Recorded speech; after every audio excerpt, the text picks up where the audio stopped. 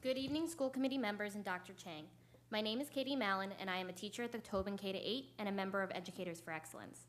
I am here to discuss the need for an increased number of guidance counselors and school psychologists. It is essential that Boston Public School make this a priority in the budget for next year. While I am grateful for outside partners such as Arbor Counseling, Home for Little Wanderers, Whittier Street, Greater Service of Roxbury, and more who do this invaluable work, they are unable to guarantee the consistency, stability, and experience that BPS employed professionals can. This need is urgent. Just last week, I had to have a student, whom I will call Lucas, removed from my classroom after he continued to disrupt the lesson.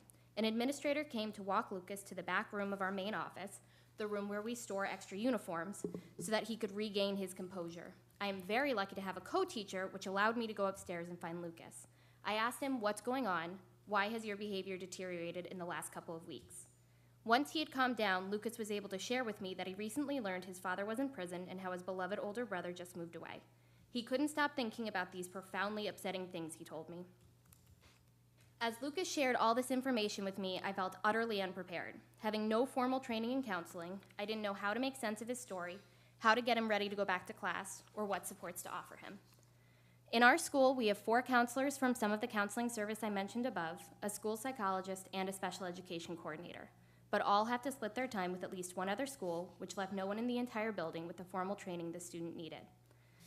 The story of my student is not a rare occurrence. I alone could list dozens more. More and more, it is becoming the norm. That is why I strongly urge you to provide sufficient funding that will allow our schools to increase the number of guidance counselors and school psychologists serving our students. All students deserve to receive the help they need so they can get back to class and get back to learning. To make this happen, schools need qualified professionals dedicated to helping our students live happy and healthy lives. Thank you.